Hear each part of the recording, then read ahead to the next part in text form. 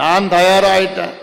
இன்னும் 8 மாதத்தில் இந்த கொடுங்கோல் திமுக ஆட்சியை வீட்டுக்கு அனுப்ப வேண்டும், வீட்டுக்கு அனுப்ப வேண்டும். அதுக்கு நேரம் வந்து விட்டது, காலம் வந்து விட்டது. ஆண்டது போதும், தமிழ்நாட்டை நாசப்படுத்தியது போதும். எங்க பார்த்தாலும் இளைஞர்கள் எல்லாம் குடிச்சுக்கிட்டு போதை பொருட்கள், போதை பழக்கம் தெரு தெருவா வித்துட்டு இருக்கிறான், வீதி வீதியா வித்துட்டு இருக்கிறான், கல்லூரி வாசல், பள்ளிக்கூட வாசல். அது தெரிந்தும் தெரியாமல் நடித்துக் கொண்டிருக்கின்றார் முதலமைச்சர் அவர்கள். முதலமைச்சர் இன்னைக்கு புரோகிராம் போடுறார். காலையோட பேசல போறாரா, ஏமா என்னம்மா மகிழ்ச்சியா இருக்கிறீங்களாமான்னு கேட்கிறாராம். வார்த்தை ஏன் உங்களை வந்து கேட்கறது, கேட்டா சொல்ல போறீங்க.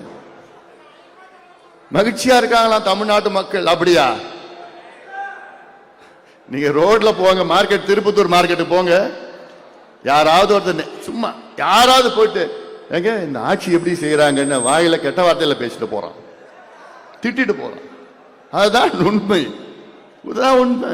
ஆட்சியா நடக்குதுயா, ஆட்சியா நடக்குது. ஆட்சின்னு எதுவுமே கிடையாதுயா, நிர்வாகம் எதுவுமே கிடையாதுயா, சட்ட ஒழுங்குன்னு எதுவுமே கிடையாது. எங்க பார்த்தாலும் லஞ்சம், ஊழல், விவசாயிகள் அப்படியே கோபத்தில் ஆத்திரத்தில் இருக்கிறாங்க. எல்லாத்துக்கும் மேல பெண்கள் இன்னைக்கு அப்படியே கோபத்தில் இருக்கின்றார்கள். அதற்கு மேல இளைஞர்கள் ஆத்திரத்தும் கோபத்தில் இருக்கின்றார்கள். ஏன்? இந்த சமூக நீதிக்கு எதிரான ஆட்சி, ஊழல் ஆட்சி, இளைஞர்களுக்கு எதிரான ஆட்சி, விவசாயிகளுக்கு எதிரான ஆட்சி, இதை அகற்ற வேண்டும், அகற்ற வேண்டும் என்ற முடிவோடு தமிழ்நாட்டில் அத்துணை இளைஞர்களும் இருக்கின்றார்கள்.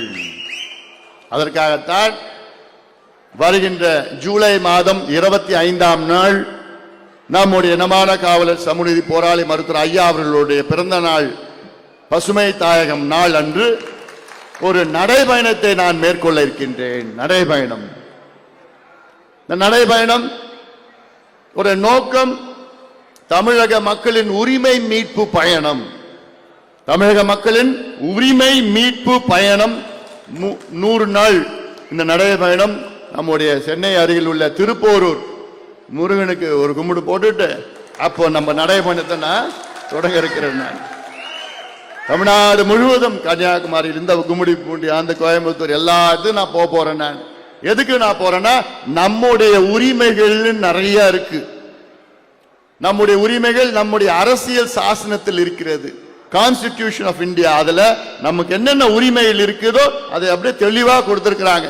அதுல 10 முக்கியமான உரிமைகளை எடுத்து இந்த உரிமைகளை நமக்கு அளிக்க வேண்டும், கொடுக்க வேண்டும் தமிழக அரசு என்று, அதற்காக நம் உரிமைகளை மீட்டெடுக்க வேண்டும் என்ற நோக்கத்தில் நடைபயணத்தை நான் மேற்கொள்ள இருக்கின்றேன். இப்ப எல்லா ஊருக்கெல்லாம் வரவும் நான் ப்ரோக்ராம்லாம் போட்டு வரப்போறேன். நான் நிறைய பேருக்கு என்ன உரிமைகளே தெரியல. எவ்வளவு உரிமைகள் அரசியல் சாசனத்தில் இருக்கு. அந்த உரிமைகளை தமிழக அரசோ, இந்திய அரசோ, அந்தந்த மாநில அரசோ மக்களுக்கு கொடுக்க வேண்டும். ஆனா அப்படி ஏதாவது இருக்குதா? முதலமைச்சர் ஸ்டாலின் அவர்களுக்கு அது மாதிரி ஏதாவது உரிமைகள் தெரியுதா? இல்ல. இன்னைக்கு பார்த்தா கல்லணையில போயிட்டு அங்க தண்ணியை திறந்து விடுறாராம். அது திமுக காரங்க கொண்டாடுறாங்க. முதலாக அவங்க சொல்லது பார்த்தா உலகத்திலேயே முதல் முறையாக ஒரு முதலமைச்சர் கல்லணையிலிருந்து தண்ணீரை திறந்து விட்டார். ஏயா இந்த வேலை முதலமைச்சர் வேலையாது?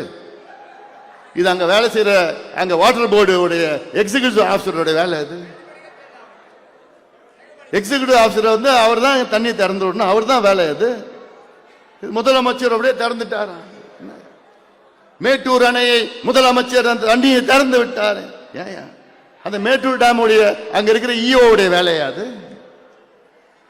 இது முதலமைச்சரோட வேலையாது?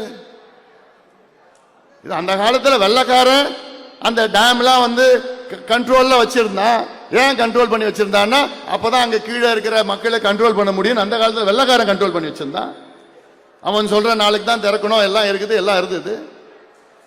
இப்போ டேம் எப்ப திறக்கணும், என்ன திறக்கணும், அது முதலமைச்சர் அனுமதி கொடுக்கணுமா, அந்த அமைச்சர் வந்து போனோமா? அதனாலதான் எவ்வளோ நம்ம வெள்ள பாதிப்புகள், பல பாதிப்புகள் நமக்கு வந்திருக்கு. கடந்த காலம் அனுபவம்லாம் நமக்கு இருக்கு. அவங்கவுங்க வேலையை அவங்கவுங்க பார்க்கணும், அவ்வளவுதான். முதலமைச்சர் வேலையை முதலமைச்சர் பார்க்கட்டும். முதலமைச்சர் வேலை என்ன? இன்னைக்கு சட்டம் ஒழுங்கு பொறுப்பு யாரு? முதலமைச்சர். காவல்துறை பொறுப்பு யாரு? முதலமைச்சர். சட்டம் ஒழுங்கு தமிழ்நாட்டில் நிலையா இருக்கா? இருக்குதா? முதல்ல நம்ம கட்சிக்காரர் சக்கரவர்த்தி வழக்கறிஞர் சோளிங்கர்ல கிட்டத்தட்ட 6 நாளுக்கு முன்பு துப்பாக்கியில கொடூரமான முறையில் சுட்டுக் கொல்லப்பட்டார். துப்பாக்கியில். இந்த மாதிரி கலாச்சாரத்தை பாருங்க, எங்க இருக்கு இந்த கலாச்சாரம்? தமிழ்நாட்டு கலாச்சாரம். வட இந்தியாவில தான் இதை நம்ம கேள்விப்பட்டோம். இங்க பார்த்தா பைக்ல போயிட்டு பின்னாடி பைக்லயே இன்னொருத்தர் 2 பேர் போட்டு திட்டமிட்டு துப்பாக்கியில சுடுறாங்கன்னா எவ்வளவு மோசமான ஒரு கலாச்சாரம். இதற்கு யார் பொறுப்புனா தமிழ்நாட்டின் முதலமைச்சர் ஸ்டாலின் அவர்கள் தான் பொறுப்பு. எவ்வளவு மோசம்! இது போன்று அடுக்கிக் கொண்டே போகலாம். இதெல்லாம் விட்டுட்டு ரோட் ஷோ போறாராம். Road show